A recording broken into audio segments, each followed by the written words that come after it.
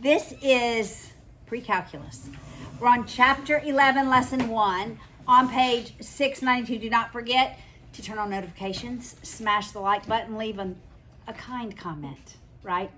And share the video. And subscribe. And subscribe, that's what I meant, not share. Subscribe, that's right. Okay, ellipses. What is an ellipse? Squish a circle. It is kind of a squish circle. Yes, it is. But an ellipse is literally, so there's going to be a lot of new terms. It is the intersection of a plane with a cone, and the intersection of that plane is oblique to the cone, which means not right. What? Not 90 degrees. Got it? That's what it means, all right? So it's the intersection of a plane with a cone where the plane is oblique in relationship to the base of the cone. And it is an elongated circle, right? All right, so ellipses, we're gonna draw one and we're gonna talk about one, and then we'll apply it to all of the other aspects of an ellipse. All right, do y'all remember the equation of a circle? It's like For 4 area? over 3 pi r No, the equation of a circle. X squared y squared. equals radius squared. That's it. That is when the center is at 0, 0. When the center is transformed, then it's x minus h squared plus y minus k squared equals the radius squared. That's when it's transformed. And the center is at hk. That's where the center is for a circle. All right, an ellipse is much like this equation, except we have there's really some interesting concepts in relation to an ellipse. So if you look on page 692, you can see they've put points on the inside of the elongated portion of the ellipse. See, they put these points P and Q, and they tied a string such that the string is long enough to run it all around. I've actually done this in the class. It's so hard to do, but I've actually tried it before. What is interesting is if I choose the right points to which these points really dictate how the ellipse curves around it. All right, if these points are closer to the edge, it's a real narrow curve. If these points are further away, it's a bigger, fatter curve. But what is true is the distance of that one plus the distance of that one is always the same, no matter where I would move my pencil to. I could move my pencil here, and the distance of that plus the distance of that, it's always going to be equal, no matter where I rotate my pencil to. Yes? So, how do we figure out, like, where to put the 2 dots on the axis? I'm going to show you, okay? The point where those 2 dots would go, they're called foci. Okay, I'm Is going that to a C or an always E? call them, that's a C. I'm always going to call them focus points. And they are labeled with the letter C, lowercase c.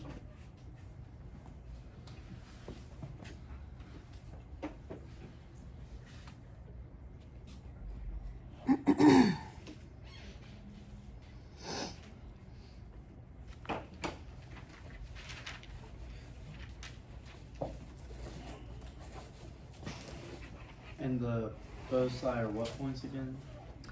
The foci are the points inside, the foci always lie inside the curve, but I'm going to call it the ellipse. So they don't touch. Inside the curve of the ellipse.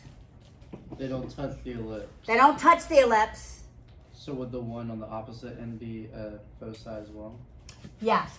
This is a foci, that's a foci. So I'm going to erase this, redraw it, and label it foci, okay? With a C. Got it?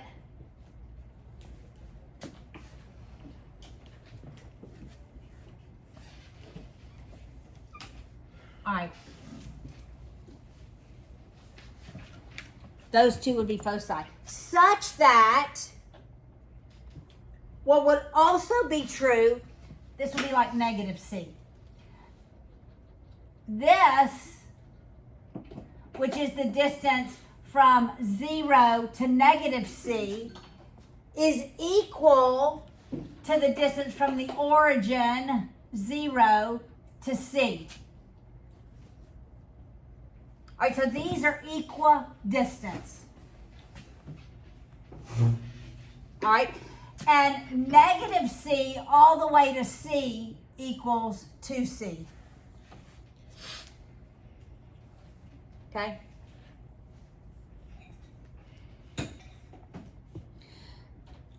right, so the distance from the center to those points by which I could pin and do a string and go all the way around the curve, and it would always be equidistant. The distances would be equal. That is called the focus points.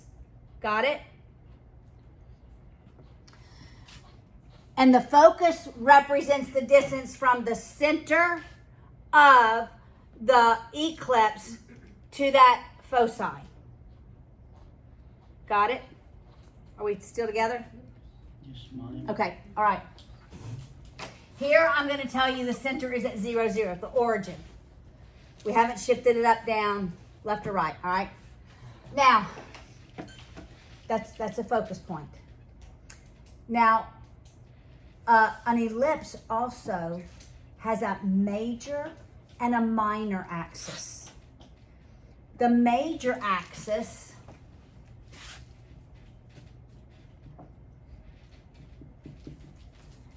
is the one where it's elongated most. So for this one, the major axis would be the x-axis. If I were to draw an ellipse and it looked like this, then my major axis would be the y-axis. Got it? So my major axis here would be the y-axis. That matters because of what the formula looks like. Okay? Yes? With the on that one, the left, if the major axis is x and the minor axis be y. Exactly. So that my minor axis here is going to be the y-axis, and the minor here is going to be x-axis. Okay, that matters because you have the vertex on the major axis is always your A value. It's always your A value. All right, so that where it intercepts the axis is going to be A. Or literally where it changes directions, that would be the vertex. Where it changes directions would be A. And over here, we have negative A. Such that the entire distance from negative A to positive A is 2A. Right? And from the vertex to A is going to be A. Or the vertex to negative A, that distance is going to be negative A. If it's on the minor axis, we also have, they really don't call them vertices, but they really do change directions. I mean, it's increasing, it hits the minor axis, and then it begins decreasing. So there is a change of direction. and we call it B on the minor axis. It's labeled B on the minor axis. Would you say that they're always proportional in the sense that, like, Yes. From the vertex to positive B is equidistant from the vertex to negative B. Always the same. so the ellipsoid, it could never be like, B could never be like 0, 2, and negative B be like 0, -4? It could be if the vertex wasn't at the origin. But if it was at the origin, It then wouldn't couldn't be that. Okay. Correct. All right? Does that make sense? All right, this matters because of the formula. Okay, are y'all hanging with me? Yep. So an ellipse and a hyperbola are very similar. We'll do the hyperbola. I'm going to introduce the hyperbola today. So if the origin is at 0, 0, and my major axis is the x-axis, are you hanging with me? The formula is x squared over a squared plus y squared over b squared equals 1. Always. If the center is transformed up, down, left, or right, then we're going to have some transformations. And it's going to be x minus h squared over a squared plus y minus k squared over b squared equals 1. If it's not equal to 1, you want to make it equal to 1 and put it in the standard form. So what is that bottom one? If it's been transformed. This is the center for this one is at 0, 0. The center for this one is at HK. Is that H or no? HK. But this is the formula when your major axis is the x-axis.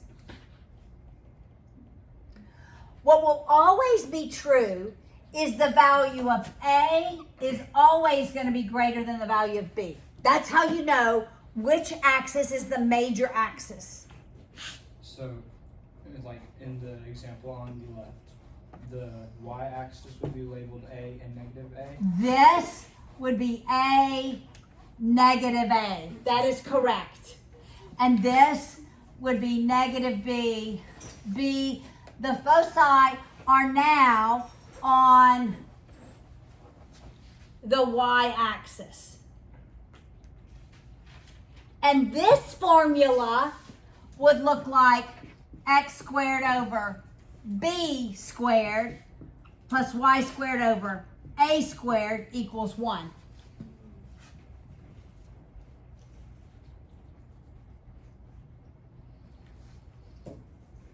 Because your vertex goes in the denominator over the axis that it's on.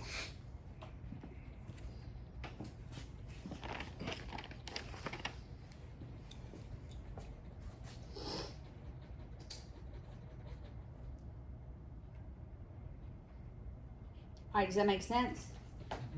And this is on the bottom of page 693, what I just explained. And you arrive at these values using the distance formula. I'm not going to go through all that, but if you want to read through it, it is on bottom of page 692, 693. And it defines what an ellipse is. But what I said with the pencil thing, that's really the definition. In the simplest terms. All right? Now, there's another formula, and it's not on that page. It's on the next page. Turn to page 694. There's another formula. Because we've got to be able to calculate the foci. And maybe they're going to give us the foci. We have to come up with the major axis value. So we have to have a formula that also deals with the foci. All right, so the ellipse is plus. Okay, everybody look. The hyperbola is the exact same, but it's a minus. Minus. It's the only difference. So if you learn this one, hyperbola is easy. Got it? Okay, so, and it's the same here. Like this would be x minus h squared over b squared plus y minus k squared over b squared equals 1. Always set equal to 1. With the ellipse, it's plus. So to find the foci, we're going to subtract. Got it? With the ellipse, we're adding. So to find the foci, we're going to subtract. So that the foci equals the square root of a squared, we're subtracting, minus b squared. Major axis squared minus What does C stand for? foci. Foci. Got it? Those points. All right, so if, y'all think through this with me, if with the hyperbola this sign changes, it's minus, then how do you think we're going to calculate the foci? B squared minus A squared. Plus, we're going to add. If the formula is minus, for the foci we're going to add. If the formula is plus, for the foci we're going to subtract. It's the opposite. So that first one is to graph. This is the equation of the ellipse. Okay. This is to calculate the foci for an ellipse. All right, y'all look at me with on page 694. All right.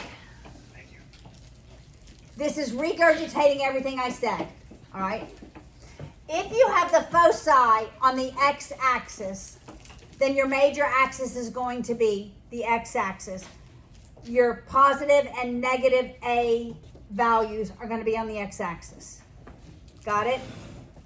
Your x-intercepts are going to be A and negative A. Got it? And your y-intercepts are going to be B and negative B. Your vertices are going to be negative A, comma 0 and A, comma 0. Your y-intercepts are going to be 0, B and 0, negative B. Got it? I'll repeat that. If x is your major axis and the origin is at 0, then your x-intercepts are going to be negative A, comma 0, because, right, and A, comma 0. Your y-intercepts are going to be 0, comma B and 0, comma negative B. And your foci are going to be negative C, comma 0 and C, comma 0. Got it? And here's how you're going to calculate your foci. Can the foci in an ellipse ever go outside the ellipse? No, the answer is no. Right. The major axis always contains the foci, and it determines which denominator is going to be larger. If I had x squared over 24 plus y squared over 10 equals 1, can you know what's the major axis? The y-axis. It would be the x. It'd have to be the x is the biggest number. Because the biggest number has to be under its major axis. Whereas if it were x squared over 2 plus y squared over 6 equals 1, I look at that and I immediately say my A's, my C's are going to be on the y-axis. Got it? All right. the midpoint, okay, the center of the ellipse is at the midpoint between negative C and positive C, or between negative A and positive A. Or actually, the Y value is going to be between B and negative B. It's the midpoint. Got it?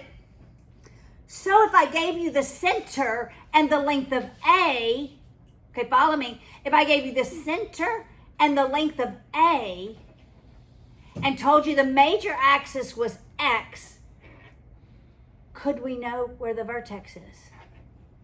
Yes. If I told you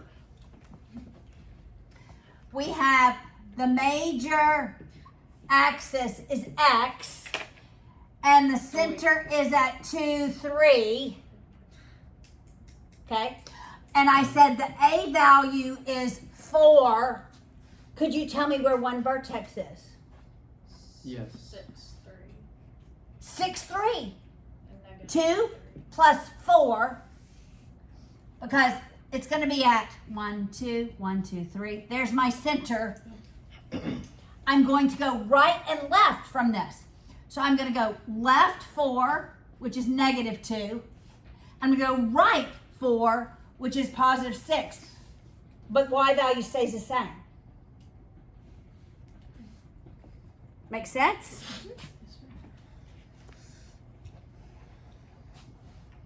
All right. We're going to graph example 1. Not in a calculator. I'm scared. Don't be scared. Don't be scared. This is actually fun. Perfectly rational to be scared. It's precalculus. I'm always scared. All right, look at example 1. Okay. Very free. All right, don't be. 25x squared plus 16y squared equals 400. And they say it's an ellipse. Okay, in the formula, what was it always set equal to? 1. I'm going to make this 1 by dividing by 400 every term.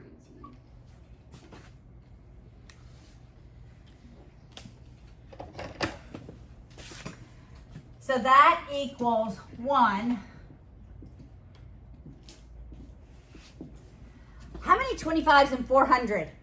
16. So this becomes x squared over 16, because that becomes 1 and 16. I divided them both by 25. Does 16 go into 400? At least by 2. If I divide 400 by 16, I actually get 25. Oh. Because we said 16 times 25 is 400. Right. Okay, now look at this. What's my major axis? Why? Y is the major axis. All right? So what is the value of A? 16. No. 25. No. Wait, at 8. No, 5. 5. This equals A squared.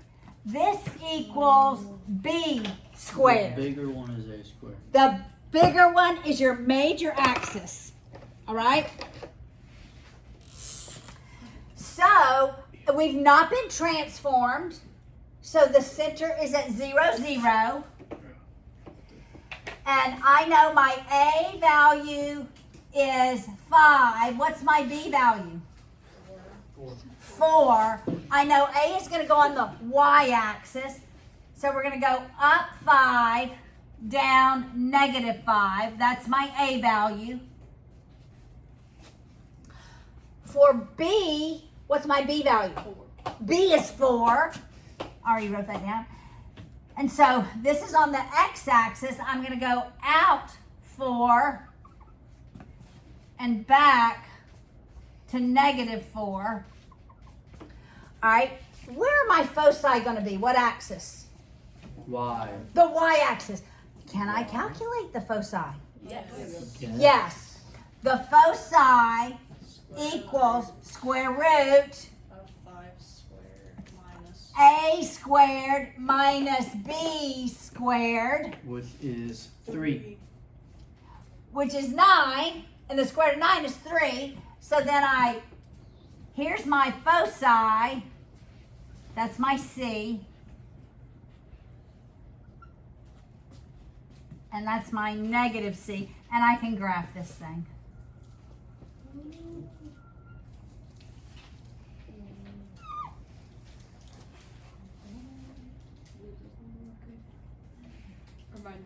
Yeah, mine's not always pretty either. No worries. It's like a football. You're exactly right. All right, look at example 2. You should draw it. Like laces and all that. Well, if you put the little check marks on it, they'll be there. All right, let's look at number 2. We're not graphing it on our calculators. We're going to graph it manually, all right? The original equation is 4x squared plus 9y squared is 36. All right, what is the first thing that we do? Divide every term by 36. Then simplify. Look, you always want to make this 1. Whatever number is here, you're going to divide that by 4 and that by 4. Even if you have to get a decimal. Okay? All right, so we're going to simplify, but that becomes 9. That becomes 4. You following me? So x squared over 9 plus y squared over 4 equals 1. X is the major. X is the major axis. So my a, that's the a squared, is always under the major axis. And what's the value of a? 3. A is 3. What's b? 2. B is 2. What is c? Square root. Square root of 9 minus 4, which is the square root of 5, I could make it even. which is a little bigger than 2. How do I know the square root of 5 is a little bigger than 2? In between the perfect square. It's in between the perfect squares, 4 and 9. How would that be a foci? Well, that's a number. Just a funky one. It's, yeah, it is. So, you could look at it as a decimal, but I just know it's between 2 and, I know it's between 2 and 3, closer to 2. All right? So my major axis is the x-axis, 1, 2, 3. There's plus a, 1, 2, negative 3. There's minus a. There's plus b. There's minus b. My foci, my c, I said it's closer to 2, right? We'll put c there, negative c there. Closer to 2. C there. You have to graph your c's. All right, and then we draw the ellipse. Okay, so those are the easiest kinds of problems. It does get a little harder, okay, but not so much harder. You're learning how to connect these numbers. All right. This is so much nicer than chapter 9. Chapter 9. Chapter 9 is just like, Special. That took me so I long told to y'all get. it was going to be fun. I have a new appreciation for every other math Alright, thing make sure C because is of chapter easy. 9. I don't think I've ever. Yes, they are. What? That's what I've always worried about. It was No, always don't worry about it. What? Sine. A There's like matrix? millions of Matrix. types of Okay, look at example 3. Okay, y'all look at example 3. Like, It says that sounds wrong. the vertices are at 0 plus minus 6. Oh, it's just It's 2 vertices. Right. It's You have 2 two A's. vertexes. So that's my A values. What's my major axis? Y is my major axis if the vertices are on it. Got it? And then it says my foci are at 0 plus minus 2 square root of 6. Can I sketch a graph? Well, Okay, I know that we're going, that was not good.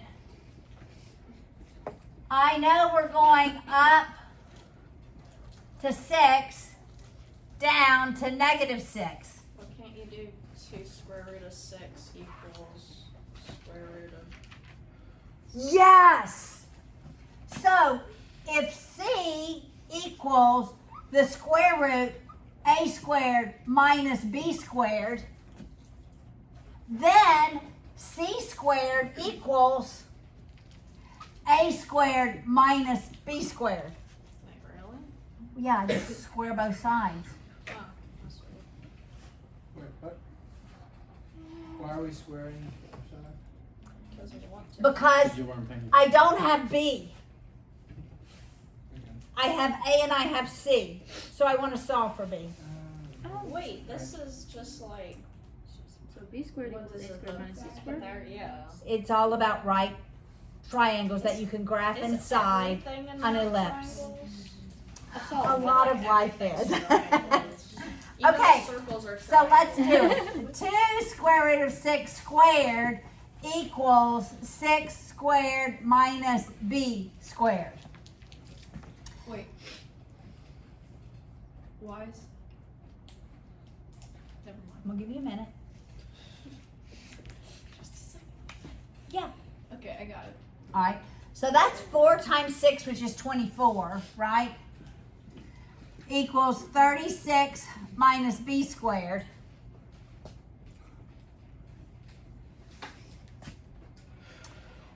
I really want to move B and 24. So I'm going to make it B squared equals 36 minus 24. Is that 12? Yeah. Yeah. So B is the square root of 12, which is 2, square root of 3. What is 2 square root of 3 is a decimal? Book says 3.5. Is it 3.5? Let's see. It's probably rounded or something. Yeah. It's 3.5. Okay, 3.5. It's rounded. All right, so we'll do 1, 2, 3, 4. So we'll go in between. And we'll do 1, 2, 3, 4. We'll go in between. They're wide. Huh? They're wide. So this is the B value. The B value is going to be on the x-axis. Oh, I thought you were doing a C. Okay, never mind. Okay, C, well, that was the B, right? You said that was 3.5. Yes. What is 2 times square root of 6 as a decimal? Oh, What is 2 square root of 6 as a decimal? Can I get some water? it's 4.9. Okay, so almost 5. So that's the C. And that's negative C. And now I can graph the ellipse.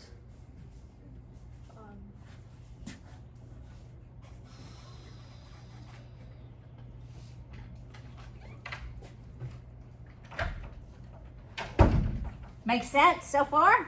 Yep. All right. We have 2 more examples. I'm pretty sure it's just 2 more examples. Actually, we're not going to do example 5. Let's just do example 4. One more. 1 more. All right? All right. Let's look at example 4. Can we find the foci? Yes, we can. Yes, we can. All right. It says the Whispering Gallery at the Museum of Science and Industry in Chicago is an elliptical shape with a parabolic dish at each focus, What? Parabolic. like a receiver, like a satellite receiver thing. You know what I'm saying? Like people put There's those. a building in Washington, D.C. that's like that, where if you stand at these 2 points, they're like 100 feet apart, but you can hear whispering from each of the 2 points. I don't like that. Yeah. It's pretty cool. It's all about having an elliptical shape. It's all about the shape. All right. All right. It makes The it sh- whisper? Because the sound It can waves- carry the sound. Yes. That'd be All right. Are y'all listening? Listen. The shape of the room and 2 parabolic dishes carry the quietest sound from one focus point to the other. The width of the ellipse, okay, I'm just going to draw that's the width, is 13 feet 6 inches. And the length, wait, is length here and width there? Yes. Yes, this is 13 feet 6 inches. And the length is 47 feet 4 inches. No, I was right. Yeah, no, that's right. Okay. All right. Then, does it give us anything else?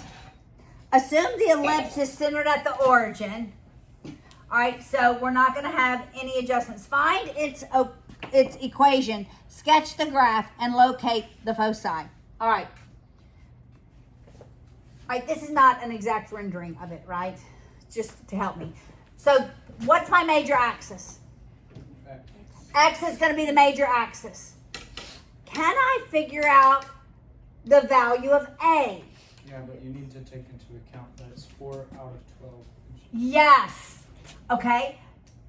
This 47 feet 4 inches represents 2A.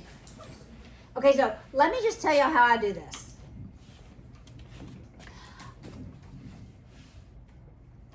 I want to make this an even number, so I borrow 12 inches.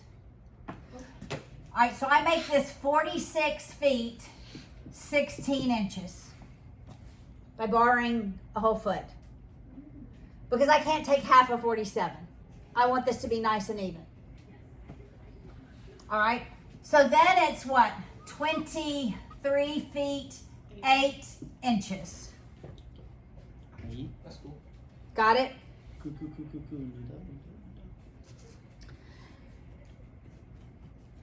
And written as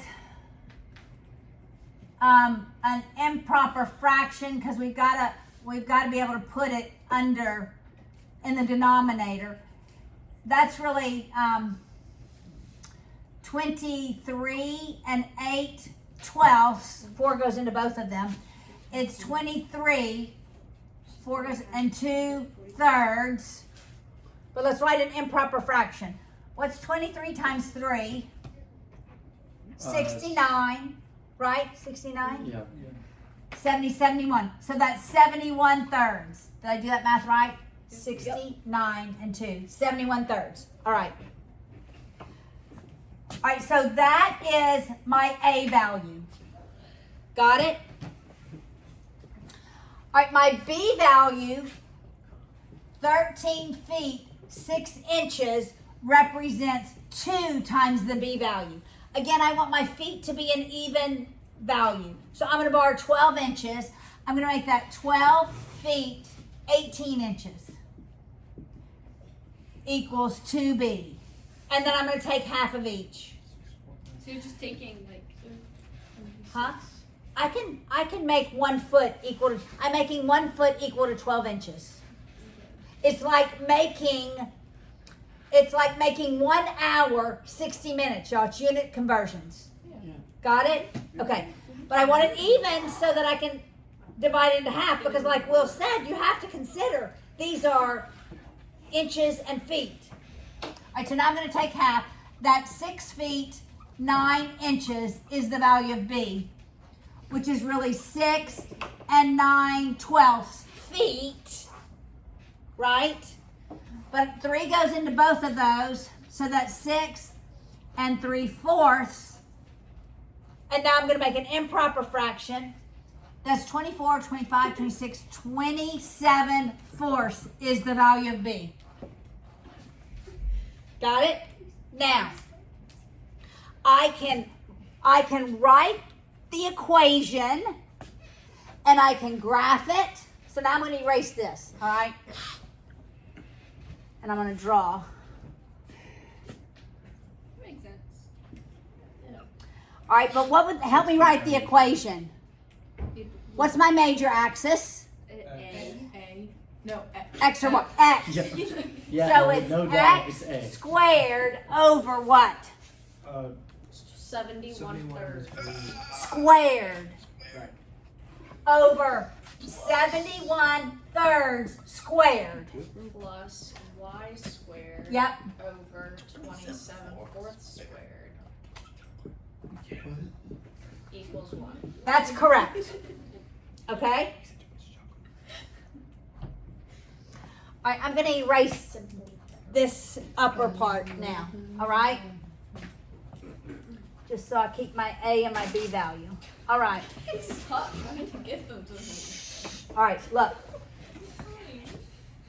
What was this? This was 23 2/3, because when I graph it, I want to make sure I know. And this was 6 and 3/4. 3/4. Alright. Now, somebody square this, somebody square this. What's this denominator?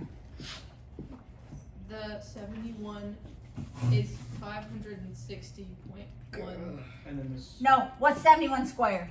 Oh, Over 9. And this one is over 16. 5,041.